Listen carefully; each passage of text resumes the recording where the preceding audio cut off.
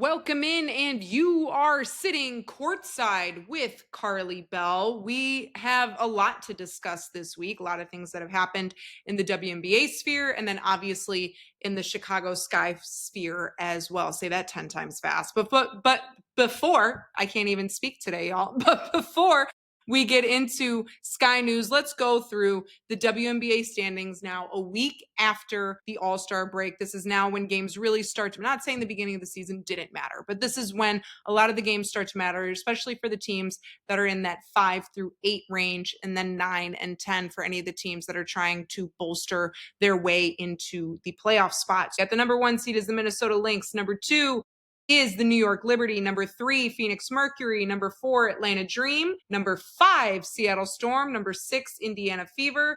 7, Las Vegas. 8 is Washington. So if the season was to end right now, that's who would be in the playoffs. At 9 is Golden State. 10, Los Angeles. 11, Chicago Sky. 12, Dallas, and then in last place is the Connecticut Sun. So obviously, I mean, I've said it almost every single week, but I really do believe that those top 5 teams are locked into place. I think you might see some movement between who's going to be 4 and who will be 5 between Seattle and Atlanta. But I really do believe that those are the top 5 teams that you're going to see. I think they're going to stay in that seeding for the rest of the season, barring anything crazy happening in August and then late in September if things start to really heat up there. At 6, 7, 8, 9, 10, those 6, 7, 8, 9, 10, 5 teams, math. Those 5 teams, I believe, are fighting for those 3 spots. I believe Indiana most likely has that 6th seed locked down, in my personal opinion. But Las Vegas, Washington, Golden State, and Los Angeles, I mean, I think it's going to be a real battle for those last 2 seeds for the WNBA playoffs. I think Las Vegas, putting Jewel Lloyd to have her come off the bench, I think has worked really well. You saw it on Sunday. It seemed to work very well for them. Kirsten Bell as the starter, and then you have Jewel Lloyd coming off the bench, and it worked out well. Las Vegas was able to pull out the win. Washington, again, has just overperformed this whole season. So even if they don't make playoffs, if you finish 9, 10, that's still a phenomenal season for a brand new team in a rebuild with a brand new head coach, brand new general manager, and with an incredibly young team too. The Golden State Valkyries are now without Kayla Thornton for the rest of the season, which is a huge blow. And you can see how badly she was missed in their game on Sunday. It's one of those things where that's your heart, that's your soul of the team. And when she's not there because of an injury and she's now out for the entirety of 2025, you don't know how that will factor into how Golden State can finish, which is why I believe Los Angeles is starting to play good basketball at the right time. I mean, obviously Kelsey Plum is doing Kelsey Plum things, but a very quiet, dominant campaign from Azurá Stevens. I think she's done really well in Los Angeles. I think that's been a really great fit for her since she left the Chicago Sky and went to the Sparks. And I think what she's been able to do as a 6'7", like forward center with also an expanded shot range, able to knock down threes. I believe she's shooting upwards of 45% from the 3-point line. She's done a great job in expanding her game and being a huge factor that opponents have to game plan against, because you expect someone who's 6'7" to be very dominant inside the paint, lock it down, be the rim protector. But then you also are seeing that she's got the perimeter shot, and that's hard to guard too. So it creates some problems for opponents when they are having to scout the Los Angeles Sparks. And then add in Dearica Hamby and then Kelsey Plum. Like, it's just one of those things that you sit there and you're like, yeah, this is just a team that's doing really well. And they're going to have, hopefully, Cameron Brink back in August. So this could be a very different team that could be pushing very late for that 8th seed in the playoff conversation. In my opinion, I know I've said it from the beginning, I really do believe it's going to be a repeat of the championship that we saw last year between Minnesota and the New York Liberty. I just think, especially with New York, they're going to be having Emma Miesemann join them very shortly. She's still working out visa things that can take a little bit of time, about a week, 2 weeks from when the announcement happened. So in my opinion, I think she'll probably be here by fully ready to go, like August 6th through the 8th, barring anything crazy happening. But I do believe that signing adds an incredible amount of depth for this New York Liberty team that they needed. And the size of their front court now is something you really can't overlook. I think Minnesota, yes, while they are one of the smaller teams in the league, because I believe their tallest player is only 6'4", 6'5", they are on the smaller side of the WNBA, but they are one of the top, if not the top defensive team in the entire league. So it's one of those things where you sit there and you're like, you're going to have some big offensive powerhouses in New York going against some really tough, nasty, gritty defenders in Minnesota. And I just think that's what we're going to see. I do believe Atlanta and Phoenix are going to have some fun in the playoffs, and it's going to get real interesting later on. So August is going to be really, really enticing to see who plays who, what the wins are going to be for teams, how they're going to finish out those things. And, the other thing in regards to an injury situation, Caitlin Clark is still dealing with that groin injury that she's been dealing with since June. And she did not play she has not played since the All-Star game. In all honesty, she has not played. And it's one of those things where you never want to see anyone suffer any type of injury, especially a groin injury, because it's not something you can cast. It's not something that you can really rehab in a way, let's say like an ACL or an MCL or an Achilles. It's not anything like that. It's one of those things that she's going to be dealing with it the rest of her career.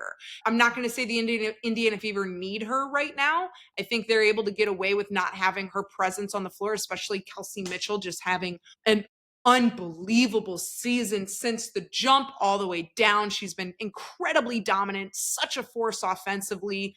And then, defensively, she can get real pesky too. It's one of those things where they don't need her per se at this moment, but you want her to get healthy, because at this point, if the Fever do end up making the playoffs, it's one of those things where you want to have that shooter, you want to have that ability, that facilitator out there to create more disruption for opponents to have to scout against. So you hope that she gets healthy, but you also don't want to rush her coming back, because if the season was to end today, the Fever would make the playoffs. And I feel like from a management standpoint, from a coaching standpoint, you want her for the playoffs. You want her to heal, take as much time as she can now, and have some ability to rehab and see what can happen there. So you just hope and pray injuries, man. I've talked about it in past episodes, but when you're playing 10 more games in the same amount of time, you're playing 44 games in the same amount of time that you were playing 32, 34 games in, that's a problem. Someone put it out there. I want to say it was Sarah Jane Ganelli. I want to say that it was her. If it wasn't, I apologize, but I do believe it was her that put this out, that this is the shortest amount of rest that the WNBA has ever had in between games. It used to average around 4.1 days to 4.5 days. Now it's at like 2.5 days. So when you are jamming this amount of games, especially in a season that you don't have an All-Star break, you don't have a FIBA break, you don't have a Eurobasket break, you don't have any type of international break in there to give the players a kind of scheduled 2 to 3 weeks off, it's what injuries happen, and it can become a problem for a lot of teams, and the Sky is one of them. But again, before we get into Sky, the day that I put this out, we also have the WNBA trade deadline just rearing its head. It's almost here. It's one of those things where, will you see movements happen? Will you see transactions happen? What's going to happen with the trade deadline coming? It's one of those things where in years past, there hasn't been a lot of mid-season trades because it was only 30 some odd games. At that point, you don't want to disrupt chemistry. Now that you have more games, it does kind of create some discourse around mid-season trades. We have seen it increase here in the last couple of seasons. We've already seen a couple mid-season trades this year with Nalissa Smith heading to the Las Vegas Aces. And I do believe we will see some movements from some other teams here as the trade deadline gets closer. So August 7th is the trade deadline at 3 o'clock Eastern Standard Time. So in Chicago's time, 2 o'clock Standard. Now, who do I believe needs to add players to their roster in order to make pushes later on? If Golden State really wanted to make this push for the playoffs and really gun for it, I think Golden State is open to a trade. I believe New York is now finally rounded out where they're good. I also think Minnesota's really rounded out to where they're good. Wouldn't be shocked if Phoenix wanted to entertain a trade. Wouldn't be shocked if Las Vegas wanted to entertain a trade, or the Indiana Fever. I wouldn't be shocked if Seattle entertained a trade either, but I don't know what they would need in Seattle, because you have your front court's kind of in a good spot. You also have a good set in your guard play. So I wouldn't be shocked if they didn't make a move, but I also wouldn't be surprised if Seattle did sneak something in there to see what could happen. Who are the teams that have something to trade? Chicago Sky are one of those teams that have capital and players to trade. You also have Dallas with people to trade. You also have Connecticut with a couple people to trade if they wanted to do things there. I would also say, I think LA would also entertain a trade if it was the right trade. Also, I don't know. Washington could make a trade, and it would be sending Aaliyah Edwards away for something in return. But I don't know what you would need another big, so you'd be doing kind of a big for big type trade. And that's where I think Connecticut can really come in and have some big game players and role players that can come in and be really impactful on those teams in that 6, 7, 8 spot that are trying to really make the push. If I'm Connecticut, who are players that I'm shopping that you could shop? I think JC Sheldon is somebody that you absolutely look to shop. I think Tina Charles is someone that you could look to shop. I would also say, Olivia Nelson-Ododa as well are 3 players that you could shop around and you could get somebody in return, or Connecticut can really use those players to gain draft capital back.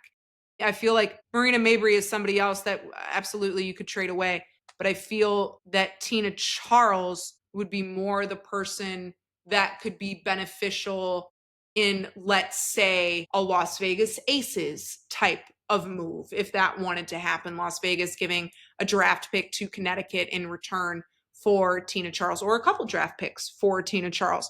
If the Chicago Sky were to trade anybody, obviously the 2 biggest names that they would trade would be Angel Reese and Kamilla Cardoso, but I don't think that would make the most sense to trade those 2 players because they are on rookie contracts. Why would you give up people that you've started to build around? I think it would be foolish. So if the Sky were to trade somebody, I feel it would have to be more of a veteran. Could be Ariel Atkins, but I don't think that also would make the most sense. I think if they were to trade anybody, it would be Michaela Onyenwere, or I could see either Kia Nurse, Rebecca Allen, someone in that forward wing group. I don't believe you're going to see Angel Reese or Kamilla Cardoso be traded away, because I just feel like that would be foolish. That's who the Sky have built around. That's who they want to build around. I know fans don't feel that way, but it's true. If you look at what they did, they didn't add a lot of depth behind them. They want those 2, the skyscrapers, to be the superstars.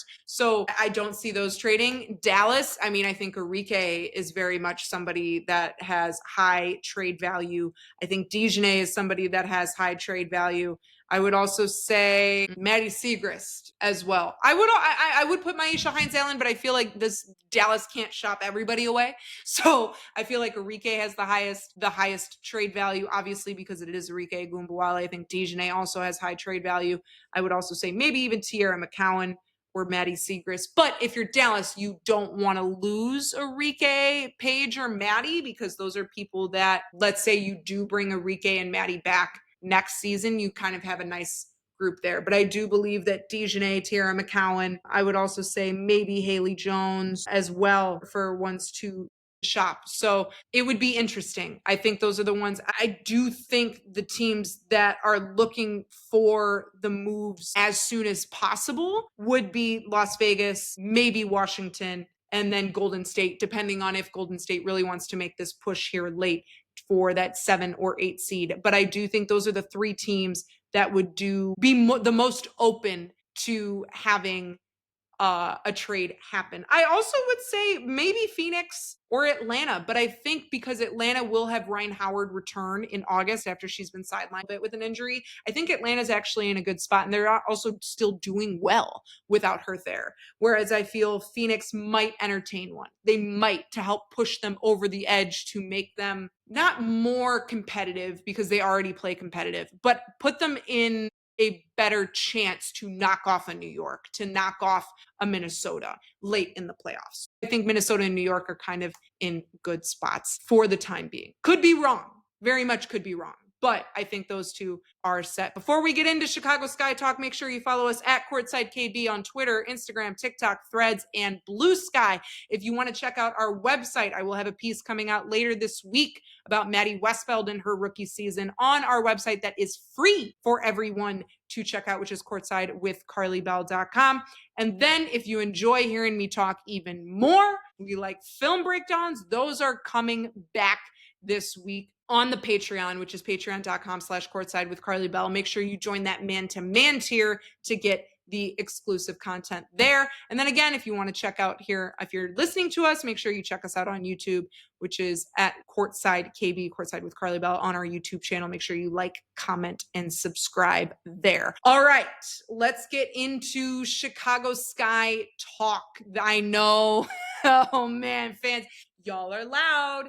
Y'all are very loud online. Very different than what I saw last season. It is completely different than what I've ever heard, ever seen out of some of these Chicago Sky fans. For those who are unaware that are listening, that are just casual WNBA fans, the Chicago Sky are dealing with some injuries. They just got Michaela Onyenwere back after she was dealing with a knee injury. Angel Reese has been out for a bit, dealing with a back injury. Mariah Jefferson also been out with a leg injury that she's been battling all season. Haley Van Lith also sidelined right now with an ankle injury. Then you don't have Courtney Vandersloot, obviously, from the beginning of the season. And then Ariel Atkins out with a leg injury, and she's been out since right before the All-Star break. So, man, talk about a team that's dealing with an unbelievable amount of adversity in the injury department, and they actually have the toughest second half of the schedule in the entire WNBA.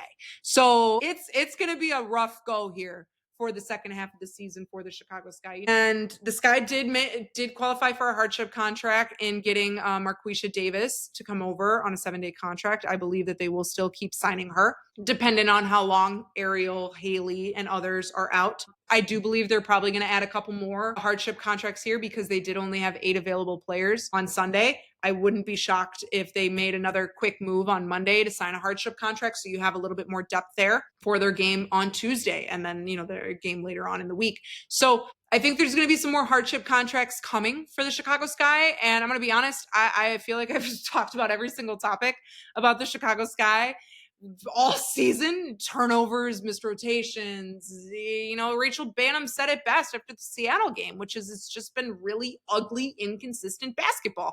And I don't like repeating myself. That's one of the one things I can't stand to do. So I instead went on Twitter and asked you guys to give me some topics and some questions that you wanted me to answer. And let's go into that, shall we? Because I feel like sometimes answering y'all's questions is better than me repeating myself over and over again every single week. So let's go into it. And if I mispronounce your handle, mispronounce your name, I apologize in advance. Just putting that out there now. So at Bohemian Gal 2-3, make sure I get that in there. Since they struggle with getting the ball to Kamilla and their plan to keep shooting threes failed, what was their plan for Angel Reese? The coach never has a definitive answer for that. Well, Tyler Marsh and the coaching staff did have a definitive answer, which is they wanted to expand her beyond being, hey, go stand under the basket, get the rebound and throw it up. Don't stop. You're bigger than that. You're more than that. You're more than just the standard big grab ball, bring down, put back up. They wanted her to become more versatile. And at the beginning of the season, you saw she was really struggling to adjust to that new role and learn new roles and tap into that bag of her when she was a wing and a guard back in her high school AAU days, because she's been playing just be the big, get the board through most of college and then her rookie season here in Chicago. Now she has really found this this great gameplay that's working for her. She's assisting very well. She's doing a great job. Her efficiency has gotten exponentially better around the rim. The problem is, though, with her learning and becoming a facilitator, the turnovers are a problem for her. And it's something that she's also harped on personally, that this is something she wants to get rectified, something that she wants to get done. That was the plan for Angel Reese, was to change her role and not have her just be the standard power forward and move her into more of a point forward. And that development takes time. That doesn't happen right away. That doesn't happen in 1 week, 2 weeks, a month, even a season. That can take a little bit of time. At D Car Lady, who I know is very active on my social, so shout out to you. Talk about how Sky hasn't set Kamilla Cardoso up for success. They thought she was going to be able to sit on the block and dominate, but teams caught on and they aren't having it. So what do they have to do to help her expand? Because sitting on the block ain't it. Kamilla also needs to understand what her skill set is. And we heard it after the game from Rachel Banham against the Indiana Fever about Kamilla Cardoso, which is Kamilla sometimes, like, she'll sit on the block, not make anything happen, and then just kick it out. Whereas her teammates are like, no, like, be that dominant force in there. I feel a lot of this is not, there is some of it on coaching and trying to find setups that work for her that are more creative than just feed big person inside.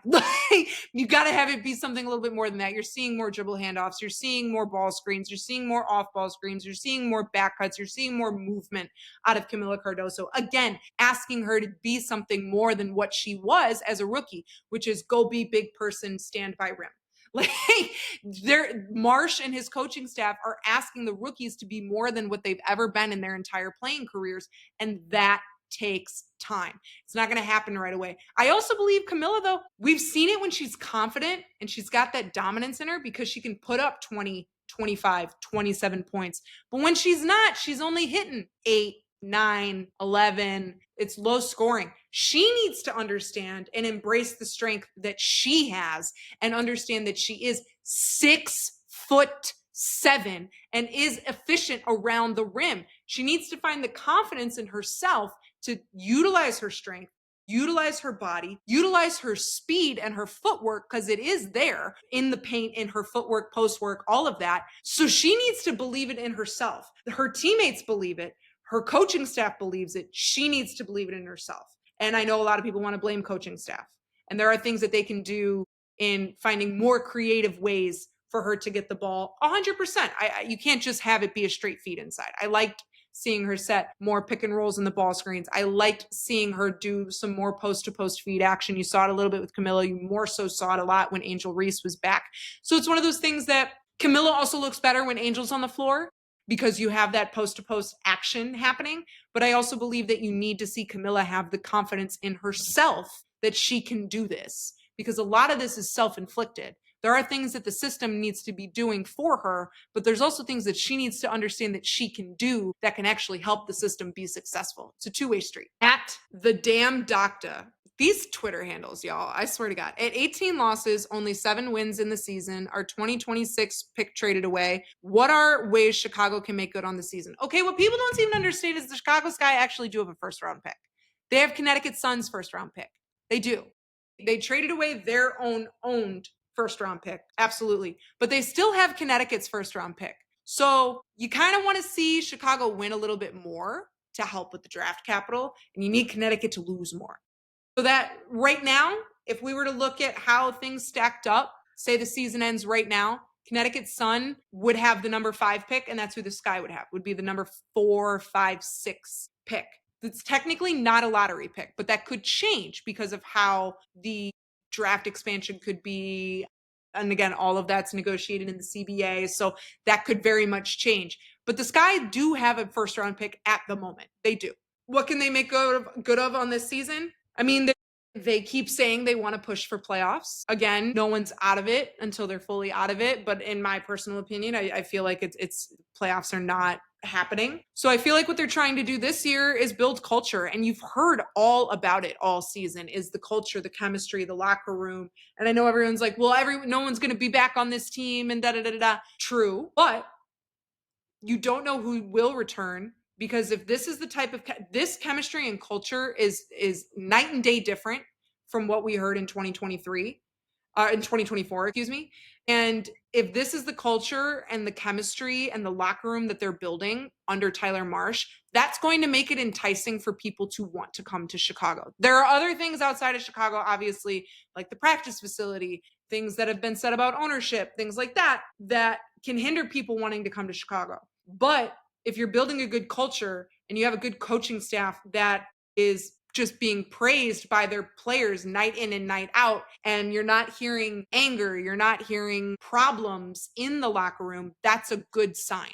So I feel like that's what they're wanting to do this year, is build culture and get a foundation going under Tyler Marsh. I know a lot of fans have asked for Tyler Marsh, Tyler Marsh's head. If you think about it in a long-term scheme, it does not make sense to get rid of Tyler Marsh, especially midseason. That would be foolish. It doesn't make sense to get rid of him, because then you're going to give Kamilla Cardoso and Angel Reese their third head coach in the same amount of years. And if these are two people that you want to build around as an organization, that doesn't help build it at all. So it's one of those things where you have to kind of deal with the growing pains of a first-year head coach instilling a new system and growing within the league. And I know fans always want to see a win now type of mentality. And I know that's what this guy preached at the beginning of the season. But looking at how the Cards are at this moment, it's like chemistry and culture are the biggest thing. And that's kind of all we've heard since the Atlanta game.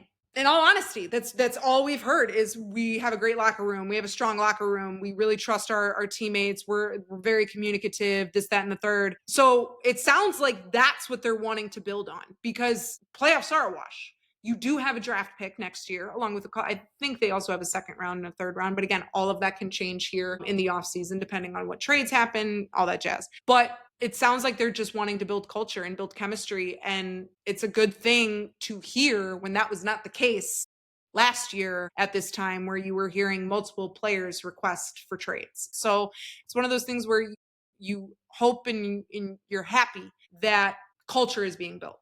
Because it does sound, as much as the organization will never admit it, that they are in a rebuild. And they're wanting to rebuild around, at least that's what players are pushing out. That's what it sounds like. At Sweet Ain't Sugar. Man, these Twitter handles, love them.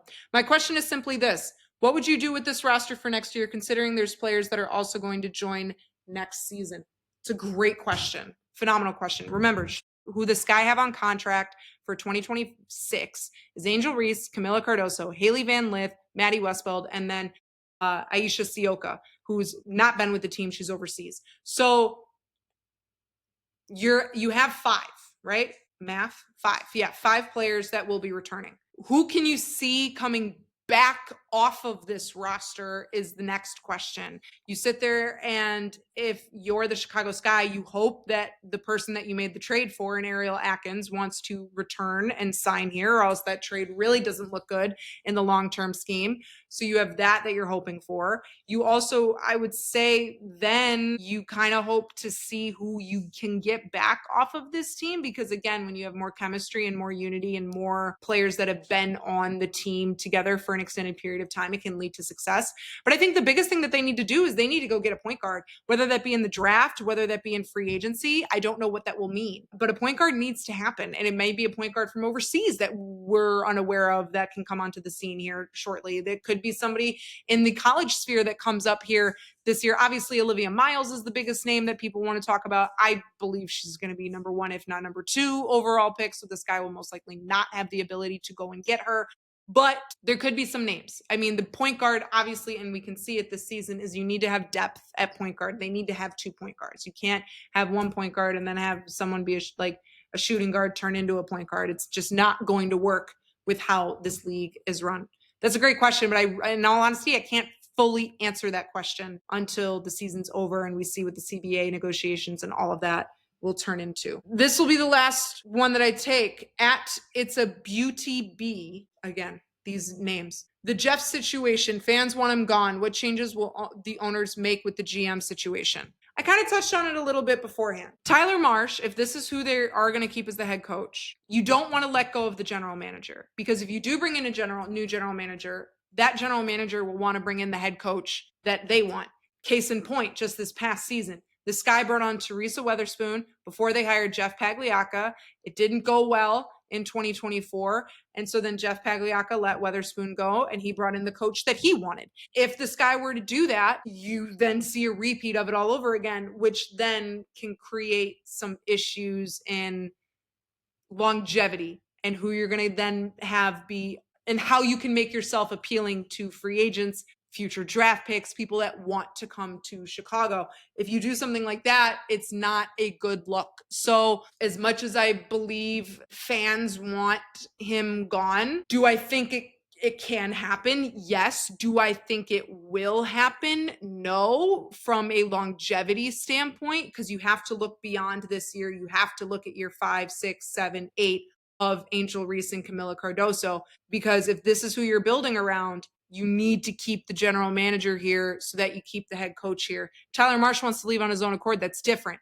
But you have to give them their third head coach in the same amount of time that they've been in the league is just really bad on player development. It will hinder their careers drastically. It could also hinder their ability to, if they wanted to go somewhere else, go somewhere else. So I know fans want him gone. I understand. I get it. And if you look at who this roster was on paper at the beginning of the season with everyone healthy, this was a playoff team. Injuries happen. Things happen. They're not a playoff team anymore. So, I mean, that's really all I can say. Is it a possibility? Yes. Do I think it'll happen? Don't know. I think it would be a bad decision from a long-term standpoint if they let him go. But if the owners want this win now type of mentality and that's all they care about, then he could be let go. So, but from a longevity standpoint, especially because you have Angel and Kamilla here for at least one more, possibly 2 more years, it does not make sense to get rid of them. And also, people that are calling for a firing in the middle of the season, that makes no sense. That makes no sense to do. It's a foolish ask, especially right before the trade deadline. Foolish ask. If anything was to happen, it would be after the season. It would not be in the middle of the season. That is how you throw a wrench in any type of chemistry, culture that the Sky have tried to build with this roster. You throw all of that out the window if you do a midseason firing. And then whatever vision and view that players have of the Sky then gets ruined even more. Like, you're playing a game of optics along with marketing, along with business and basketball. It's welcome to pro sports. So that's kind of what they're playing right now. And you have to be very mindful of the moves that you make. A mid-season firing would be the dumbest thing for this guy to do. It would be incredibly foolish. I don't think that's going to happen. I think that would be very bad if they did do that. And I think that would be incredibly foolish. So we'll see what happens. Who did the Sky have this week? They play the Mystics on the road on Tuesday, Friday, Sunday, Tuesday. Yeah, the Sky play 6 games in 13 days here. They are on the road at the Mystics on Tuesday, and then they welcome in the Valkyries for the first time on Friday, but that before playing 4 games in a week the following week against some real tough opponents in Phoenix, Washington again, Indiana again, and Atlanta. Not in that order, but tough end to the season for the Chicago Sky, which is why I just believe playoffs are not going to happen. So I hope you guys enjoyed these questions. Again, when there's not much to talk about, I'm not going to repeat myself every single week around the Chicago Skies. We'll see what happens here near the end of the season, and we'll see what happens. We'll see if there's any moves that do come. I do believe that the Sky could be a team that does make some moves here right before the trade deadline. But that's all I have for you this week. Make sure you follow us on all platforms at Courtside KB. That's Twitter, Instagram, TikTok, Blue Sky, and Threads. Make sure you follow us on our YouTube channel. Make sure you like, comment, and subscribe there. Check out our website, which is courtsidewithkarlibell.com. And then make sure you join that Patreon man-to-man tier at patreon.com/courtsidewithkarlibell. Those videos are coming back this week on Thursday with some film breakdowns and some general talk there. Again, if you want to see more things like that on the Patreon, you have other topics that you want me to discuss, let me know in the comments below. But that's all I have for you this week, and I will catch you next time on the sideline.